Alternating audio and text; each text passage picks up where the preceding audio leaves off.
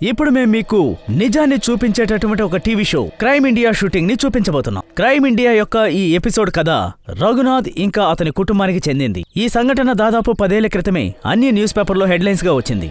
5, 4, 3, 2, 1 action. Welcome friends, మీ అందరినీ crime మీడియాకి ఆహ్వానిస్తున్నాను. ఈ కథ చాలా ఇంట్రెస్టింగ్ గా ఉంటుంది, రహస్యాలు కూడా ఉంటాయి. ఈ కథ జరిగి 10 ఏళ్లయింది. జరిగిన చోటు ఈ బంగ్లా. ఇక్కడే మిస్టర్ రఘునాథ్ తన కుటుంబంతో జీవించారు. ఒక సంతోషమైన కుటుంబం. కానీ అదంతా క్షణంలో మాయమైంది. 10 ఏళ్ల ముందు ఈ తలుపు తెరవగానే రఘునాథ్కున్న 21 ఇయర్స్ డాటర్ లోపలికొచ్చి చూస్తున్నారు. రాగానే తన నాన్నని తను మీట్ అవుతుంది. అప్పుడు ఆయన చాలా కోపంగా ఉన్నారు. ఎందుకంటే తను బర్త్డే పార్టీకి వెళ్లి లేటుగా వచ్చారు. నాన్న తిట్టడం మొదలు పెట్టగానే జూహీ అర్థం చేసేలా ఎక్స్ప్లెయిన్ చేసింది. పార్టీ అనంటే ఎప్పుడూ లేట్ అవుతుంది కదా, ఎందుకు మీరు ఇంత అప్సెట్ అయ్యారు అని. ఇది వినంగానే మిస్టర్ రఘునాథ్ చాలా కోపంగా అరిచారు. నాన్నగారు చెప్పేది విని జూహీకి కోపం వచ్చింది. వెంటనే తను ఏడుస్తూ తన రూమ్ లోపలికి వెళ్ళింది. రూమ్ డోర్ లాక్ చేయకుండా ఏమీ భోంచేయకుండా నిద్రపోయింది. ఇక్కడి నుంచి ఏం జరిగిందో లైవ్గా చూడండి.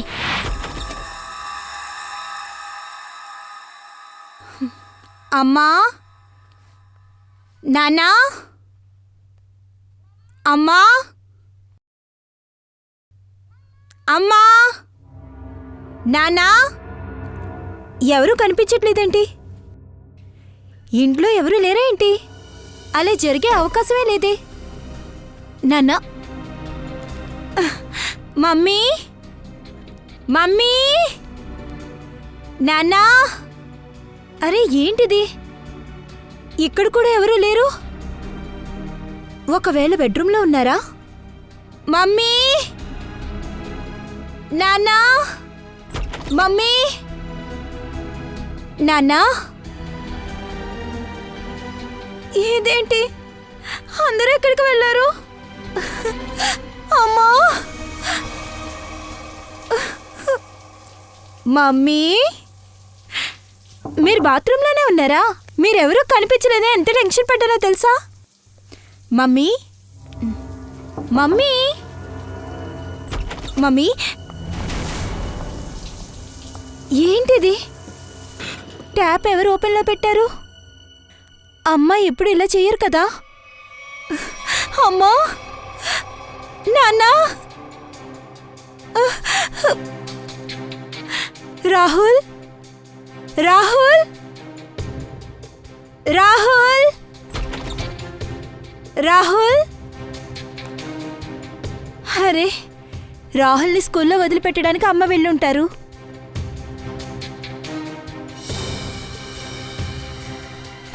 రాహుల్ స్కూల్ బ్యాగ్ ఇక్కడే ఉంది. అలా అయితే రాహుల్ స్కూల్కి వెళ్ళలేదా? అయితే రాహుల్ ఎక్కడా? అమ్మా, నాన్నా, నాన్నా,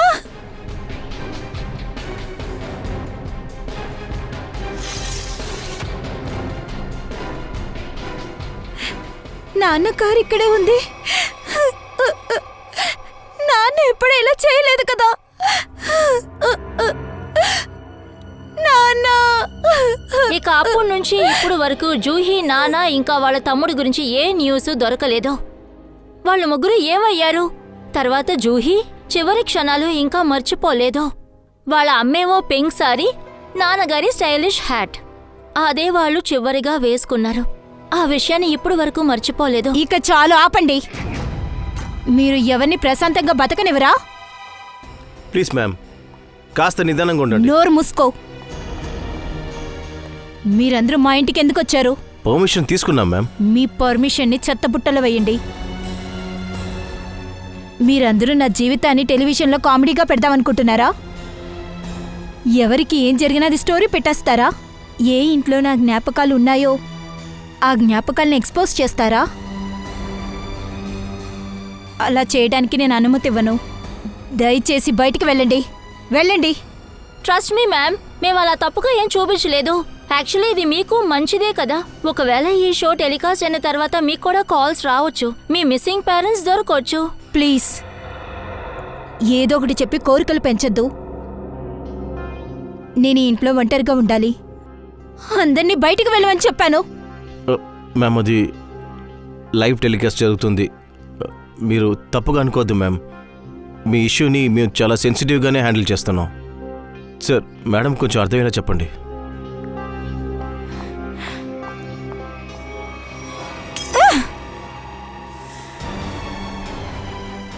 సార్ చెప్పండి సార్. సార్ సార్ మేడం కొంచెం చెప్పండి సార్. వెళతారా లేదా, లేకపోతే కోసేసుకోనా?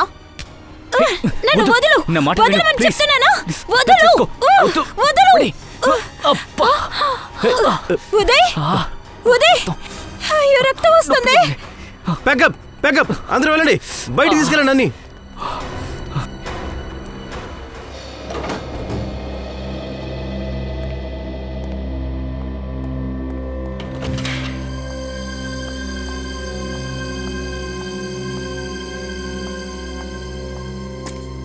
నువ్వు కూర్చో, నేను పసుపు పొడి వేసి పాలు తెస్తాను. ప్రశాంతంగా ఉంటుంది. అదంతా నాకొద్దు. నిజంగా నీకు నా మీద ప్రేమ ఉంటే దయచేసి కోపాన్ని తగ్గించుకో. కాస్త మిస్ అయ్యి ఉంటే నేను చచ్చుండేవాణ్ణి. మరి నేను ఇంకేం చేయాలి? వాళ్ళు మా ఫ్యామిలీ మెంబర్స్ విషయంలో ఆటలాడుతున్నారు. నన్ను మళ్ళీ కష్టపెడుతున్నారు. నా ఎమోషన్స్ ఎవరికీ తెలియట్లేదు.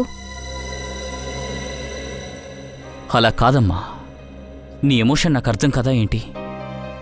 చూడు, నీకు నేను చెప్పాను కదా, నువ్వు ధైర్యవంతురాలువని. నువ్వు కష్టాన్ని ఫేస్ చేసావు చూడు. కష్టపడి తర్వాత ఘట్టానికి చేరుకున్నావు. ఇంకెవరైనా అయ్యుంటే ఖచ్చితంగా ఇబ్బంది పడి ఉండేవారు. కేవలం లక్కున్నోడికే నీలాంటి పార్ట్నర్ దొరుకుతుంది. నీలాంటి భర్త అందరి అమ్మాయిలకి దొరకడు. నాకిప్పుడు పాలొద్దు, గ్రీన్ టీ కావాలి. సరే, నువ్వు కూర్చో, నేను తీసుకొస్తాను.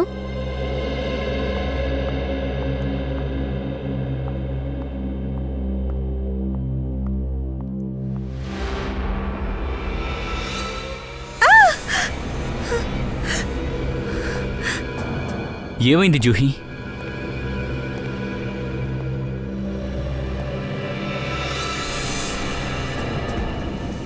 ఈ హ్యాట్ మీ నాన్నది అని మీకు ఎందుకు అనిపిస్తుంది? ఏవైనా జ్ఞాపకాలు గుర్తున్నాయా? ఇది తనకి ఇష్టమైన హ్యాట్. నా చిన్నప్పటి నుంచి ఈ హ్యాట్ వేసుకోవడం నేను చూశాను. ఇలా చూడండి మేడం, ప్లీజ్ తప్పుగా అనుకోకండి. మీరు చెప్పే విషయం వల్ల ఈ హ్యాట్ మీ నాన్నది అవ్వదు. స్పెషల్ అయిన ఏవైనా గుర్తులు ఉన్నాయా? ఉదయ్, దీనికి నాన్న ఫొటోస్ అన్నీ చూపించు. ఆ అన్ని ఫొటోస్లోని హ్యాటే వేసుకున్నారు. నేను నాన్నతో చాలాసార్లు చెప్పాను, ఈ హ్యాట్ పాతదయ్యింది, దాన్ని విసిరేయండి అని. కానీ నాన్న చెప్పారు, హ్యాట్ పాతదైపోయిందని. నన్ను ఇసిరేస్తావా అనేవారు.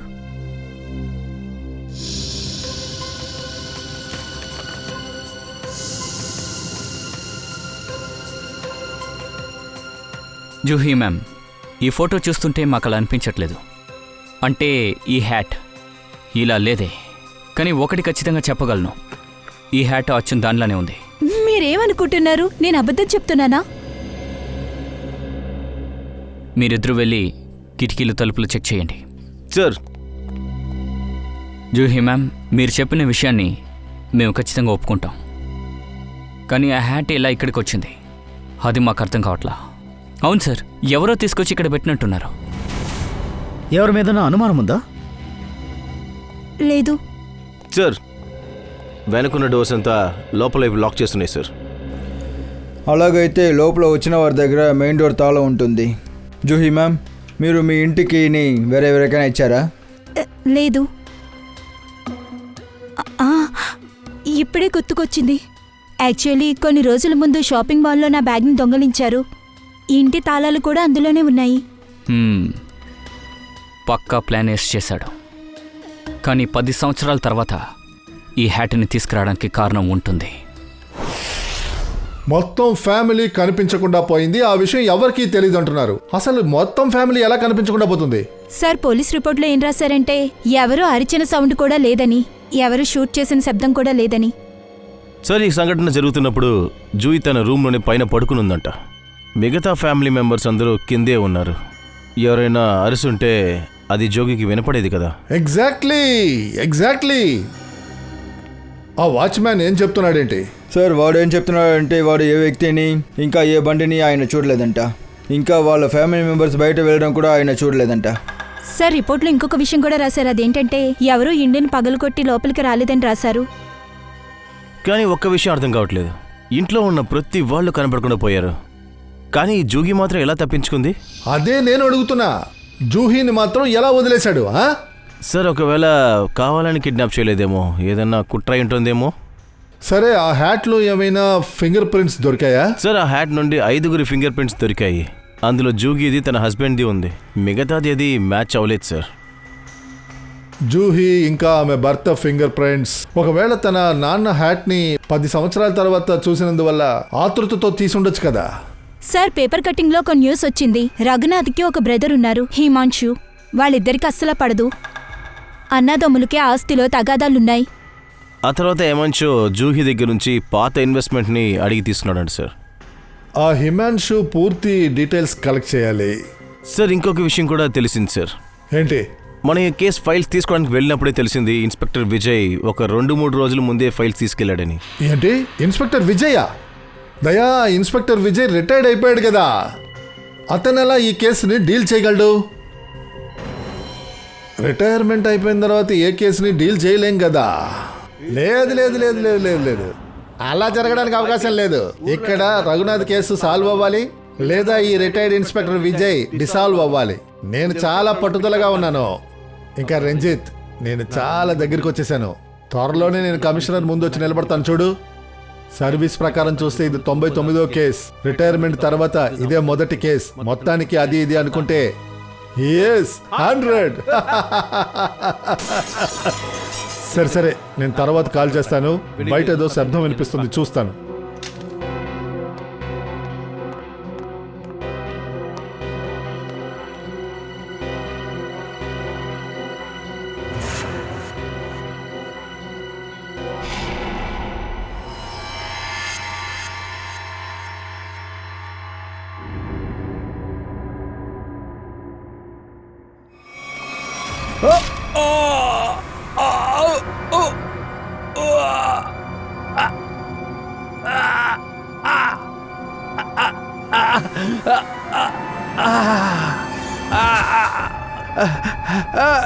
ఇన్స్పెక్టర్ విజయ్, నువ్వు పాతది మర్చిపోయావు అనుకుంటా. ఇప్పుడు నువ్వు ఇన్స్పెక్టర్ కాదు, రిటైర్డ్ ఇన్స్పెక్టర్ విజయ్. ఈ రోజుతో నీ కథ ముగించబోతుంది.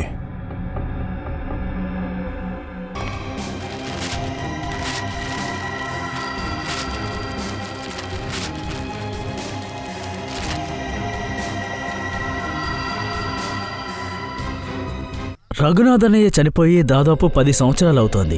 ఇప్పుడు అతని జ్ఞాపకాలే మిగిలాయి. ఏం జరిగిందో మాకు తెలుసు, కానీ అతని కేసు విషయం గురించి కొత్త విషయాలు తెలిసాయి.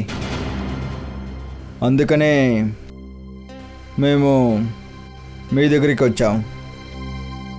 కొత్త విషయాలు మీకు బాగా తెలిసిపోయాయి. మరి వీటి గురించి నన్ను అడుగుతున్నారేంటి? మీరు ఇప్పుడు టెన్షన్గా కనిపిస్తున్నారు. నేనెందుకు టెన్షన్ పడతాను? అలాంటిదేం లేదు. అదేంటంటే మా అన్నయ్య చనిపోయి చాలా ఏళ్ళు అవుతోంది, కానీ ఇప్పుడు హఠాత్తుగా మీరు ఎంక్వైరీ అంటూ వచ్చారు కదా, అందుకే. సరే, అతని గురించి వద్దు, ఇప్పుడు మీ గురించి మాట్లాడదాం.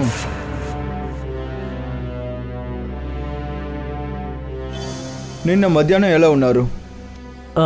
నిన్న నేను ఆఫీస్లోనే ఉన్నాను. ఆఫీస్? నిజంగానా? అందులో ఆశ్చర్యపోవడానికి ఏముంది? మీరు నిన్న 12 నుండి 3 గంటల లోపు ఆఫీస్లో ఉన్నారా? అంటే నేను లంచ్ అవర్లో మాత్రం ఇంటికి వస్తూ వెళ్తుంటాను. 2-3 గంటలు రెస్ట్ తీసుకుంటాను. మీ ఇంటి అడ్రస్ 54 గుల్మార్ రోడా? కాదు. కానీ మీ కార్ నిన్న ఆ సమయంలో ఆ బంగ్లా ముందే నిలబడి ఉంది.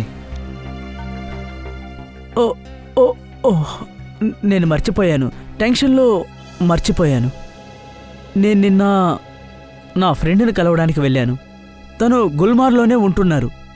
మిస్టర్ హిమాంశు సార్, అబద్ధం చెప్తున్నారు. అక్కడ మీ ఫ్రెండ్ ఎవరూ లేరు. అక్కడ ఉన్నది మీ అన్నయ్య కూతురు జూహీనే. అర్థమైందా?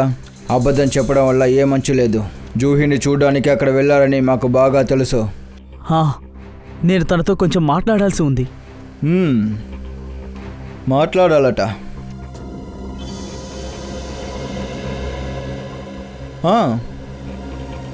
అయితే ఎందుకు మాట్లాడట్లేదు? మీరు అక్కడికి ఎవరికీ తెలియకుండా వెళ్ళి ఆ ఇంటి కిచెన్ ప్లాట్ఫామ్లో అతని తండ్రి రఘునాథ్ హ్యాట్ పెట్టేసి ప్రశాంతంగా అక్కడి నుంచి బయలుదేరారు. ఎందుకు? హ్యాటా? ఏ హ్యాట్? మిస్టర్ హిమాంశు, మీరు ఏమనుకుంటున్నారు? ఇలాగా కన్ఫ్యూజ్ చేసి మాట్లాడి సిఐడిని ఏమర్చొచ్చా? నిజంగా అంటున్నాను, నాకు అన్నయ్య హ్యాట్ గురించి ఏమీ తెలియదు. అదేవిధంగా ఆయన కనిపించకుండా పోవడం గురించి కూడా తెలియదు. హిమాంశు సార్, ఇదేంటి?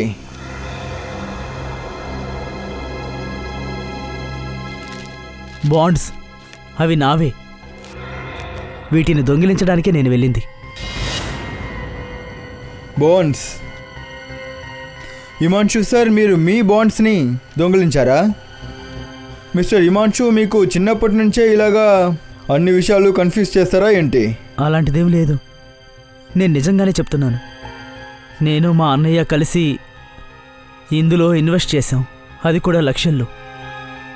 అన్నయ్య హఠాత్తుగా కనిపించలేదు. ఆ తర్వాత జూహీ ఏమో అక్కడే ఉంటోంది. నేను అడిగింది ఏమీ ఇవ్వలేదు. మరి ఏం చేయమంటారు? నాకు కావలసినవి నేనే దొంగతనం చేయాల్సి వచ్చింది. హిమాంశు సార్, కాస్త కొన్ని సమయాలకైనా నిజం చెప్పండి, లేదంటే... నేను ఇంతసేపు చెప్పింది నిజమే, కానీ ఒక్క విషయం మీకు చెప్పడం మర్చిపోయాను.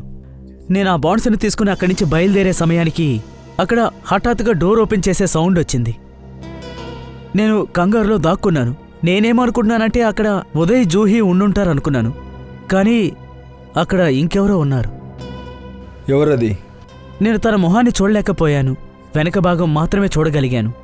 కానీ ఒక్క విషయం కన్ఫర్మ్, తను ఉదయ్ కాడు. ఎందుకంటే తను ఉదయ్ కంటే చాలా ఎత్తుగా ఉన్నాడు, చాలా దృఢంగా కూడా ఉన్నాడు. పొడవాటి జుట్టుంది, జర్కిన్ కూడా వేసుకున్నాడు, ఇంకా జీన్స్ వేసుకున్నట్టున్నాడు. సరే, వేరే ఏదైనా ముఖ్యమైన విషయం గుర్తుందా ప్రత్యేకంగా? అంటే అతన్ని చూస్తే గుర్తుపెట్టగలరా? అవునవును, తన షూస్ క్రోకోడైల్ లెదర్తో చేసినవి. Crocodile leather?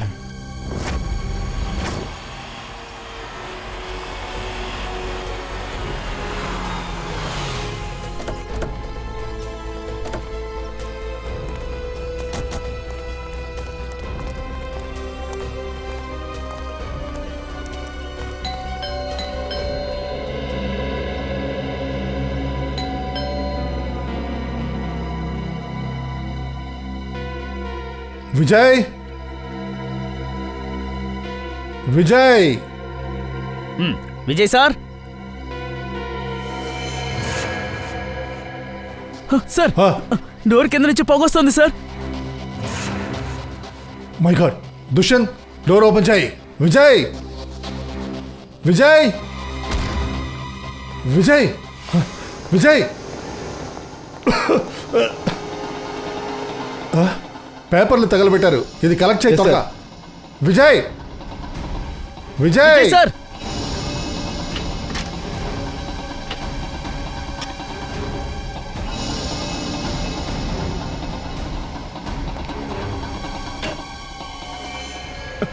సార్, సార్ ఇలా చూడండి. ఏమైంది పంకజ్? ఓ మై గాడ్!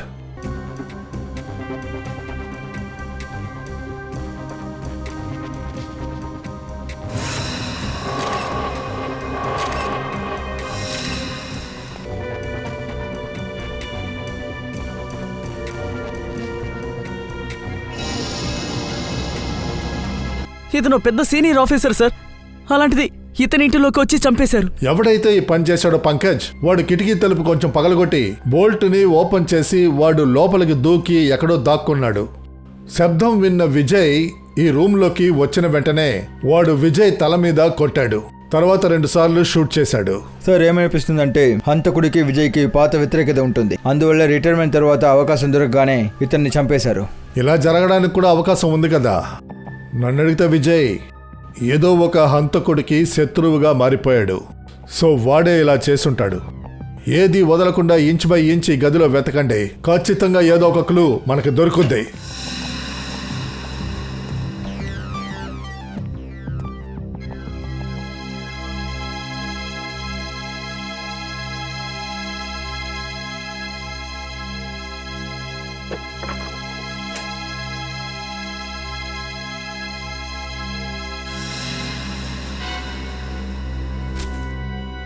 సార్ ఆ, ఇది చూడండి, Raghunath sir case file.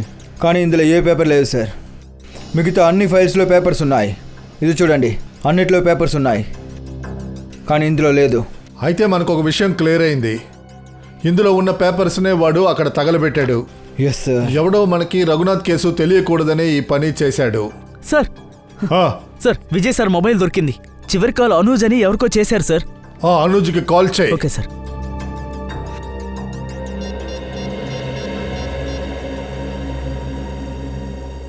Hello, Anuj గుల్ఫీ ఇవ్వాలనా? నేను 10 గుల్ఫీలు ఆర్డర్ చేశాను, ఇంకా రాలేదేంటి? ఎందుకింత ఆలస్యం? ఏంటి, గుల్ఫీ ఇవ్వాలా లేడా? మరైతే నువ్వెవరయ్యా? మోడలా? మోడలా? మోడల్ అనూజ్. ఒక మోడల్కి పోలీసోడికి సంబంధం ఏంటి? సార్ ఇందులో చిన్న కరెక్షన్ ఒకటి ఉంది. ఒక 3 సంవత్సరాల ముందు వరకు జూహీ నా గర్ల్ ఫ్రెండ్గా ఉండేది. కానీ 10 సంవత్సరాల ముందు జూహీ కుటుంబం మొత్తం కనపడకుండా పోయింది. ఇన్స్పెక్టర్ విజయ్కి ఒకవేళ ఏమనిపించిందంటే వాళ్ళు కనపడకుండా పోయిన విషయంలో నాకు ఏదైనా తెలిసి ఉండొచ్చు, అనుకుని ఉండొచ్చు. అంటే నువ్వు ఇన్స్పెక్టర్ విజయ్తో ఏం చెప్పావు? ఏం చెప్పలేదు సార్. నేను ముందేం చెప్పానో అదే మళ్ళీ చెప్పాను ఆయనకి, నాకేం తెలియదని చెప్పి. అయితే నీకు ఏమీ తెలియదంటావు. పంకజ్, అరే వీళ్ళు ఎక్కడికి వెళ్తున్నారు? వాళ్ళు మీ ఇంటిని సోదా చేయబోతున్నారు. సరే అనూజ్, ఒక విషయం చెప్పండి. జూహీ ఇంట్లో తన తండ్రి హ్యాట్ దొరికింది. ఇన్ని రోజుల తర్వాత ఆ హ్యాట్ అక్కడ ఎలా వచ్చింది? సార్ అది నేను మీతో నిజమే చెప్తున్నాను. నాకైతే ఈ హ్యాట్ గురించి తెలీదు, అలాగే కనబడకుండా పోయిన కుటుంబం గురించి కూడా తెలీదు. అనూజ్, నీ కుటుంబం గురించి జూహీ కుటుంబం గురించి మీరు బాగానే తెలుసుకున్నారు. అలాంటప్పుడు నీకు ఏమీ తెలియదు అంటున్నావు? సరే అది వదిలేయి. ఇప్పుడు చెప్పు, నిన్న మధ్యాహ్నం ఎక్కడున్నావు నువ్వు? నేను నా ఫ్రెండ్ ఒక ఎగ్జిబిషన్ ఓపెనింగ్ కోసం వెళ్ళాను. ఫ్రెండ్ ఎగ్జిబిషన్ ఓపెనింగ్కి నువ్వు వెళ్ళావు, అలాగా? సార్ ఈ ఇంట్లో వెతకం ఏమీ దొరకలేదు సార్. ఆ షూస్ కూడా దొరకలేదు. హిమాష్ చెప్పాడే ఆ షూస్. అనూజ్, నువ్వు బ్రిలియంట్గా ఉందామని చాలా ప్రయత్నిస్తున్నావు, కానీ నువ్వు బ్రిలియంట్ కాదు. మనం మళ్ళీ కలుద్దాం.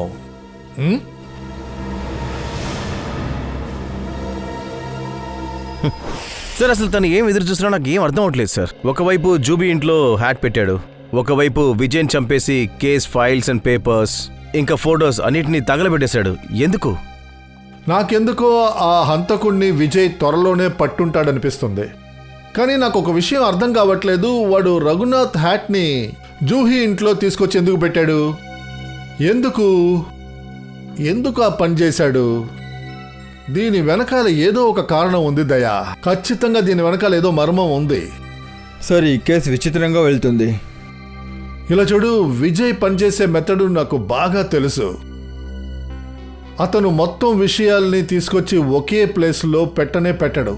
ఇన్వెస్టిగేషన్కి కావలసిన విషయాలన్నిటినీ అక్కడక్కడ అతను పెడతాడు. సార్ విజయ్ చుట్టాల దగ్గరంతా అడిగి చూసేశాం సార్. ఎవరికీ తెలియదు అంటున్నారు సార్ అసలు అక్కడ ఏం జరిగిందని. అతని మొబైల్ నుంచి ఏదైనా తెలిసిందా? లేదు సార్, ఏమీ తెలియలేదు. ఇప్పుడు మనం కనిపెట్టాల్సింది ఏంటంటే విజయ్ చావడానికి ముందు ఎవరెవరిని కలిశాడు, ఎక్కడెక్కడికి వెళ్ళాడు. సార్, ఇన్స్పెక్టర్ విజయ్ ఇంట్లో దొరికిన కాలిపోయిన పేపర్ పీసెస్ సార్ ఇవి. ఈ పేపర్ సగమే కాలింది. అందులో నవదీప్ గరాజ్ అని రాసుంది. నవదీప్ గరాజ్. దయా, విజయ్ ఊరికే ఏ పేరుని రాసి ఉంచడు. ఖచ్చితంగా ఈ రఘునాథ్ కేసుకి ఈ గెరేజ్కి ఏదో సంబంధం ఉంది. ఖచ్చితంగా ఏదో క్లోజ్ లింక్ ఉంది. విజయ్ సార్ ఒక సెకండ్ హ్యాండ్ కారు గురించి అడగడానికి వచ్చారు. సెకండ్ హ్యాండ్ కారా? అవును సార్, 10 ఏళ్ల క్రితం నేను వైట్ సడన్ కార్ని అమ్మాను. దాని గురించి అడగడానికే వచ్చారు. ఆ బండి రికార్డ్స్ పేపర్స్ ఏమైనా ఉన్నాయా?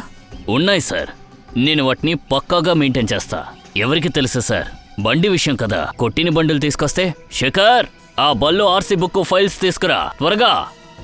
ఆ బండి ఎవరు కొన్నారో తెలుసా? తెలుసు, గిరీష్ అనే వ్యక్తి కొనుక్కెళ్లారు. బాగా గుర్తుంది. ఇదిగోండి సార్. ఇదిగోండి సార్, పైనే ఉంది చూడండి. విజయ్ సార్కి చూపించడానికి తీసిపెట్టాను.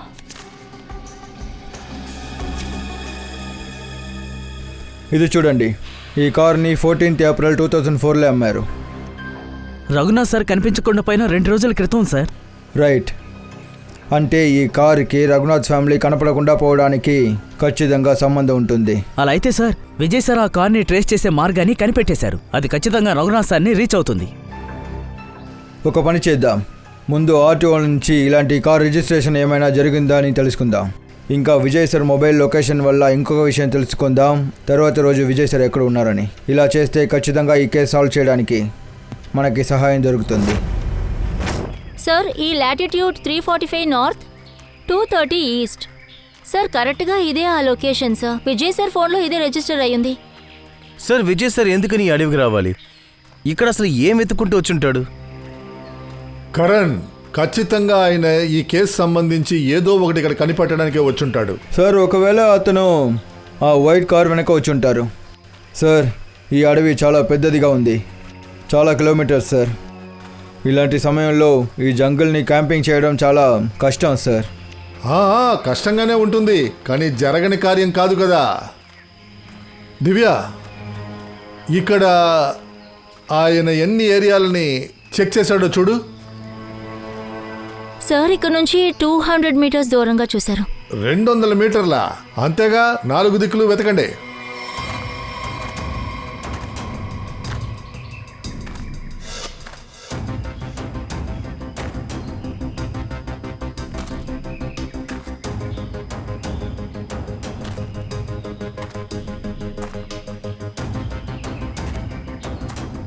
సార్ చెప్పు నిఖిల్. సార్ ఇది చూడండి సార్.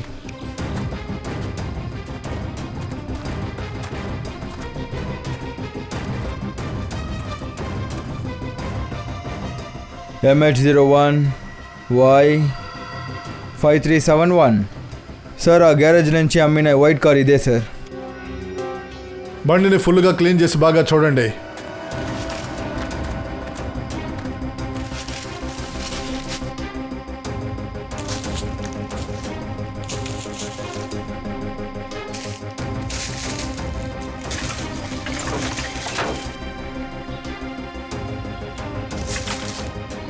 హరియా, పక్కాగా క్లీన్ చేయండి.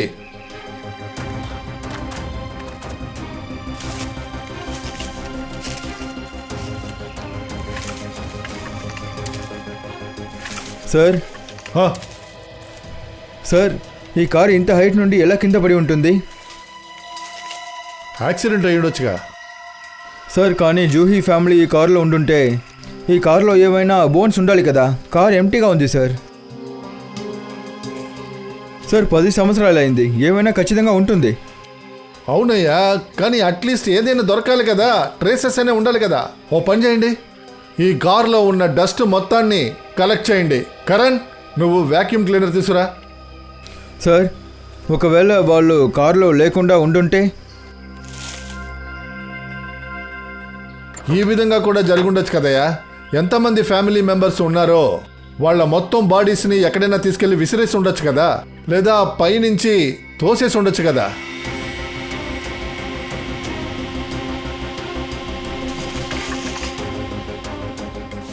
సార్ ఇది చూడండి సార్, లాకెట్. సార్ ఇది జూహీ అమ్మ లాకెట్. ఇలాంటి లాకెట్ జూహీ అమ్మ వేసుకునేది నేను ఫోటోలో చూశాను. జూహీ వాళ్ళ అమ్మ లాకెట్? అవును సార్.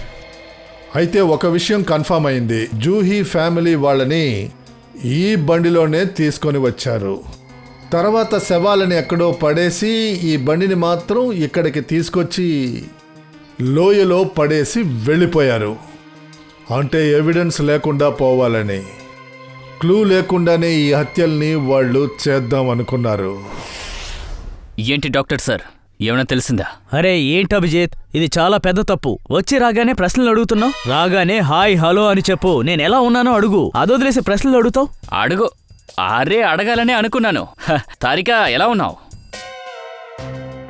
హలో బాబు, నేను నా గురించి మాట్లాడుతున్నాను. నా యోగక్షేమాలు కూడా తెలుసుకోవచ్చు కదా. మిమ్మల్ని ఎందుకు అడగాలి? అవును. ఆహా, ఎందుకు అడగను? ఎలా ఉన్నారు? ఎలా ఉన్నారో చెప్పండి. నేను బాగున్నాను. అది అలా అడుగు. ఇప్పుడు రా, ఓ విషయం ఉంది. ఎప్పుడైనా లోపలికి వచ్చినప్పుడు హాయ్ హలో అని పలకరించు. పనిదే ఉంది, పని ఎప్పుడు ఉంటూనే ఉంటుంది. సరే ఇప్పుడు అడుగు, ఇందాకేమడిగావు? ఈ దుమ్ము ధూళి కార్ల నుంచి తీసాక క్లూజ్ ఏమైనా దొరికాయా? అవును అభిజిత్, ఈ మట్టిలో నుండి ఒక చిన్న గోరు కనిపించింది. ఒక వెంట్రుక కూడా కనిపించింది. ఆ వెంట్రుక 40 సంవత్సరాల వయసున్న ఒక మహిళది. ఆ గోరు చెప్పానే, అది 10-12 సంవత్సరాలు ఉన్న ఒక చిన్న పిల్లాడిది. ఆ రెండింటికి సంబంధించిన రికార్డు నా దగ్గర లేదు. అయితే జూయి వాళ్ళ అమ్మ లేదా తమ్ముడయ్యుంటారు. అందులో మిగిలిన వెంట్రుకలు టెక్స్ట్ కూడా చూస్తున్నాం సార్. శ్రేయ రిపోర్ట్కే వెళ్ళింది. సార్, ఒక విషయం తెలిసింది. రఘునాథ్ ఫ్యామిలీ కనపడకుండా పోయిన కొన్ని రోజుల తర్వాత ఆయన ముఖ్యమైన ఎంప్లాయీ ముఖేష్ని పనిలో నుంచి తరిమేశారు. ముఖేష్ ఒకవేళ వాడే ఇవన్నీ చేశాడా? సార్, హెయిర్ శాంపిల్స్ టెస్ట్కి పంపించాం కదా, అందులో ఒకటి మ్యాచ్ అవుతుంది. ఎవరిది? తన పేరు Banu. Underworld contract killer. డబ్బులు తీసుకుని మనుషుల్ని చంపేస్తాడు. తన మీద చాలా మర్డర్ కేసెస్ ఉన్నాయి సార్. బాను.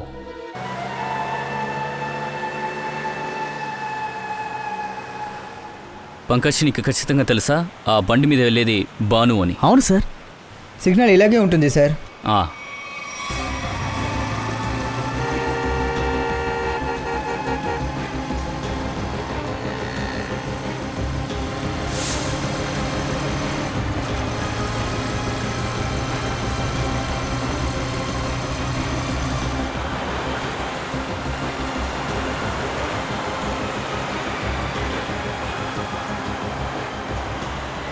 ఏంటి మాయమైపోయాడు?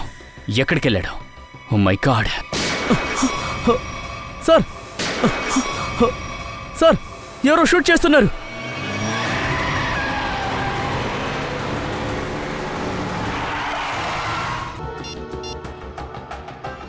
సార్, ఈ మొబైల్కి అన్ఐడెంటిఫైడ్ నెంబర్ నుంచి మెసేజ్ వచ్చింది సార్.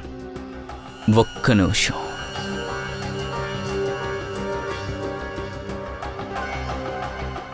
మెసేజ్ ఓపెన్ చేయి. ముందు ఈ నంబర్ ఎవరిదో కనిపెట్టాం. రఘునాథ్ గారి కంపెనీలో 20 సంవత్సరాలు పనిచేశాను. ఫ్లోర్ మేనేజర్, ప్రొడక్షన్, లేబర్ అన్ని పనులు నేను చేశాను. సరే, మిమ్మల్ని ఎందుకని ఉద్యోగం నుంచి తీసేశారు? అది సమస్య ఏంటంటే ఇద్దరి పార్ట్నర్స్ మధ్య కుమార్ సార్కి ఇంకా రఘునాథ్ సార్కి పెద్ద గొడవ జరిగింది. గొడవ? ఆ గొడవకి కారణం ఏంటి? అదేంటంటే కుమార్ సార్ ఏమనుకున్నారంటే రఘునాథ్ గారు మోసం చేశాడు అనుకున్నారు. అతనికి తెలియకుండా డీల్ చేశాడు అనుకున్నారు. అందువల్ల కుమార్ రఘునాథ్తో మిమ్మల్ని బాగా వాచ్ చేయమని చెప్పాడు. అవును సార్, నేను రఘునాథ్ సార్ గురించి కుమార్ సార్కి మొత్తం చెప్పాను. అతను ఎవరిని కలుస్తున్నారు, ఎలాంటి డీలింగ్ చేస్తున్నారు, ఇచ్చి పుచ్చుకోడాలు అన్నీ. చివరికి మీరు ఇలా చేయడం రఘునాథ్ కనిపెట్టేశాడు. అందువల్ల మిమ్మల్ని ఉద్యోగం నుంచి తీసేశాడు, కరెక్టా? అవును సార్. అందులో నుండి కరెక్ట్గా 1 year తర్వాత కుమార్ సార్, రఘునాథ్ సార్ వాళ్ళ పార్ట్నర్షిప్ని ముగించుకున్నారు. అవును సార్, అది ఎప్పుడో జరుగుండాలి. అలాగా? సరే, ఇన్స్పెక్టర్ విజయ్ మీ దగ్గర ఏం తెలుసుకోవాలనుకున్నాడు? సార్, అది కుమార్ సార్ యాక్సిడెంట్ గురించి తెలుసుకోవాలనుకున్నాను. ఆయన భార్య పిల్లలు ఆయనతోనే ఉన్నారని చెప్పారు. అప్పుడు ఇన్స్పెక్టర్ విజయ్కి ఏమనిపించిందంటే అది యాక్సిడెంట్ కాదు, మర్డర్ అని. పార్ట్నర్షిప్ లేదు కదా, మరి మర్డర్ చేయాల్సిన అవసరం ఏంటి? సార్, ఇద్దరి పార్ట్నర్లు చెరువు వైపు వెళ్ళిపోయారు. వాళ్ళకి సెట్ అవ్వలేదు.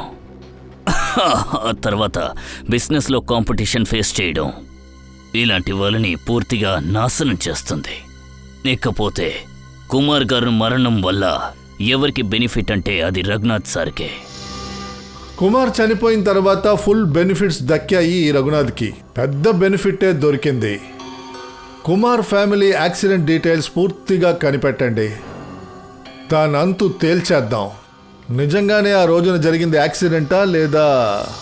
సార్, మీకు ఏమనిపిస్తుంది? కుమార్ సార్ ఫ్యామిలీ మర్డర్ వెనక రఘునాథే ఉంటాడా? కవిన్, రఘునాథ్కి బిజినెస్లో కుమార్ వల్లే దక్కింది. అందువల్ల నాకేమనిపిస్తుందంటే రఘునాథే కుమార్ని చంపుండొచ్చు కదా. Okay, thank you so much. ఏంటి నిఖిల్, యాక్సిడెంట్ గురించి ఏదైనా తెలిసిందా? సార్, మిస్టర్ కుమార్ ప్రతిరోజులాగా ఆఫీస్కి వెళ్ళారు. ఇంట్లో ఉన్న వాళ్ళు ఒక రిసార్ట్కి వెళ్ళారు. వాళ్ళ భార్య ఒక సర్ప్రైజ్ వెకేషన్ ప్లాన్ చేశారు. ఎందుకంటే తర్వాత రోజు మిస్టర్ కుమార్ సార్ బర్త్డే. వాళ్ళు ఆ రిసార్ట్లో బర్త్డే సెలబ్రేట్ చేయాలనుకున్నారు. వాళ్ళు వెళ్ళేటప్పుడు వాళ్ళ కొడుకు వాళ్ళతో ఉంది అండ్ అప్పుడే యాక్సిడెంట్ జరిగింది. అందరి తర్వాత విచిత్రంగా ఉంది సార్. ఒక సమయం సంతోషం, వెంటనే మరణం వస్తుంది. కానీ సార్ ఈ యాక్సిడెంట్ ఎలా జరుగుతుంది? సడన్గా కార్ బ్రేక్ ఫెయిల్ అయింది. మిస్టర్ కుమార్ కార్ వేగంగా వెళ్తుంది. కార్ని కంట్రోల్ చేయలేకపోయారు. ఇంకా కార్ అప్పుడు యాక్సిడెంట్ అయ్యింది. కార్ బ్రేక్ సడన్గా ఫెయిల్ అయింది, అదేలాగా? వినడానికి చాలా విచిత్రంగా ఉంది. సార్ ఆ కార్ కొత్తది. కుమార్ ఒక వారం ముందే ఆ కార్ని కొన్నారు. సో బ్రేక్ ఫెయిల్ అవ్వడానికి ఛాన్సే లేదు సార్. అదే నేను చెప్తున్నా. సార్ ఇలా కూడా జరిగి ఉండొచ్చు కదా. వాళ్ళ ఫ్యామిలీ మెంబర్ ఎవరైనా, లేదంటే రఘునాథ్ ఫ్యామిలీకి చెందిన వాళ్ళు పగ తీసుకోవడం చేసి ఉండొచ్చు కదా. కుమార్ ఫ్యామిలీ మర్డర్ అయ్యి 20 సంవత్సరాల తర్వాత ఎవరు వాళ్ళ మీద పగ తీర్చుకోవాలనుకుంటారు? ఎక్కడైతే యాక్సిడెంట్ జరిగిందో అక్కడ మిస్టర్ కుమార్, మిస్సెస్ కుమార్ బాడీయే దొరికింది. ఆ పిల్ల బాడీ దొరకలేదు. ఒక్క నిమిషం. ఏమైంది సార్? బండి వెనక్కి తిప్పో. కవిన్, ఆ హంతకుడు ఎవడో ఇప్పుడు తెలిసిపోయింది.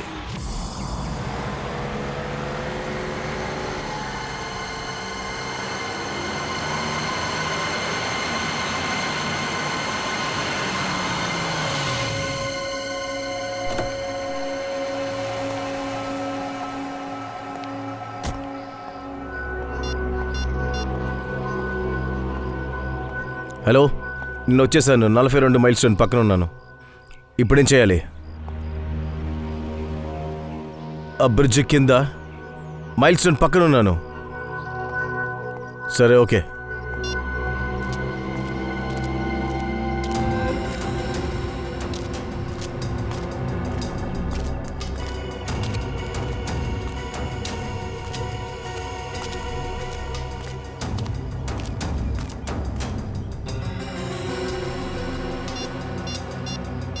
హలో, అసలు ఎక్కడికి రావాలి నేను? ఊరికే లెఫ్ట్ రైట్ అంటున్నారు. ఈయన పిచ్చోడు అనుకుంటున్నారా?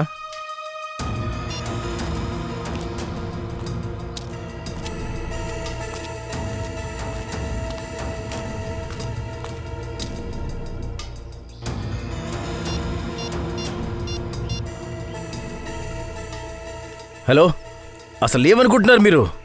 ఎంతసేపు నుంచి నేను ఇక్కడే తిరుగుతూ ఉన్నాను. మర్యాదగా ముందుకు రండి, లేదంటే ఇక్కడ నుంచి నేను బయలుదేరి వెళ్ళిపోతాను. నేను కనుక నోరు తెరిస్తే నువ్వు జైల్లో ఉంటావు. ఇప్పుడే వెంటనే బయటికి రా, వచ్చి డబ్బులు ఇచ్చేసి వెళ్ళు. నీ పని నువ్వు చూసుకొని, ఆ పని నేను చూసుకుంటాను. నేను వెళ్తున్నాను. బాధపడద్దు అనూజ్, నీకు కావలసిన డబ్బులు చెట్టు దగ్గర ఉంచాను.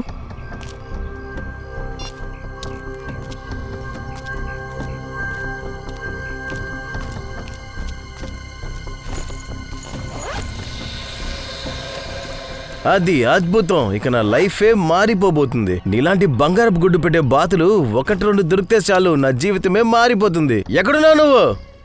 నువ్వు నా గురించి దిగులు పడొద్దు అనూజ్. మనం మాట్లాడుకున్నట్టు చివరి పేమెంట్ ఇదే. ఏం మాట్లాడుతున్నావు నువ్వు? బంగారపు గుడ్డు పెట్టే బాతుని ఎవరన్నా ఊరికే వదులుతారా?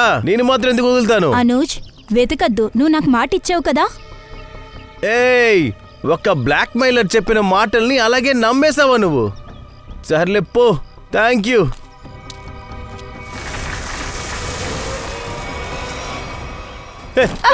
అసలు ఏం చేస్తున్నావు జోయి నువ్వు?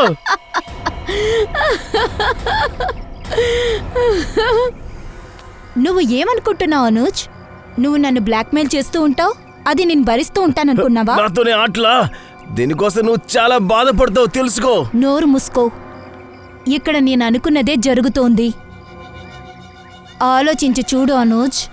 నిన్ను నేను ఎలా మర్డర్ చేస్తానంటే, నిన్ను ముక్కలు ముక్కలుగా నరికి నిన్ను చెరువులో పాడేశానంటే ఈ విషయం ఇక్కడున్న ఈగలకు కూడా తెలియవు. నీ ఫ్యామిలీని చేసావే అలాగా? ఒక్క విషయం మాత్రం గుర్తుంచుకో, ఒక షర్టు కుట్టే వ్యక్తి బటన్స్ కి స్పేస్ ఇస్తాడు, తెలుసుకో. ఒకవేళ నేను చచ్చిపోయానంటే నా ఇంకొక ప్యాకెట్ సిఐడికి వెళ్ళిపోతుంది. దాంతో నీ కథ ముగించింది. ఇక నీ ఆటలు సాగవు. నోరు మూసుకో. నువ్వేమనుకుంటున్నావురా? నువ్వు అబద్ధాలు చెప్తూ ఉంటే అది నేను నమ్ముతూ ఉంటానా? నీలాంటి అత్యాస పడేవాళ్ళు మీ గురించి ఆలోచించుకుంటూ ఉంటారు. ఏం చేస్తున్నావు? వద్దు, నన్ను కాల్చొద్దు. వద్దు వద్దు జూహీ, నన్ను దింపై ప్లీజ్. చెప్పేది విను జూహీ. వద్దు వద్దు జూహీ, వద్దు.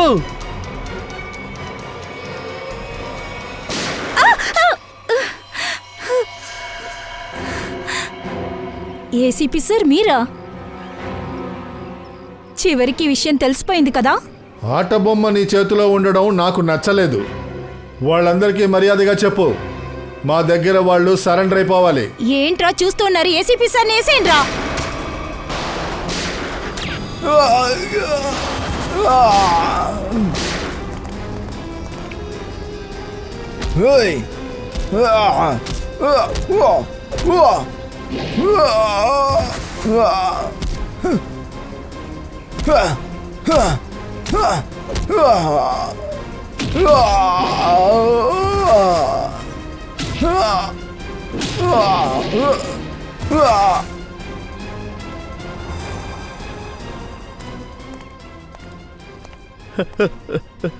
వద్దు సార్, వద్దు సార్, వదిలేండి సార్. నేను అదే చిన్న చిన్న బ్లాక్ మెయిల్ చేసి బతుకుతున్నాను.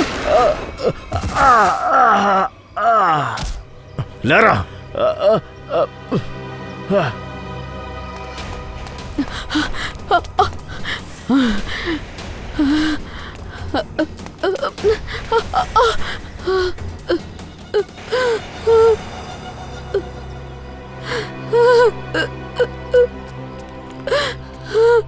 ఈ ప్రేమగల కూతుర్ని కాస్త చూడండి. ఇది తన తల్లిదండ్రులనే చంపి పారేసింది.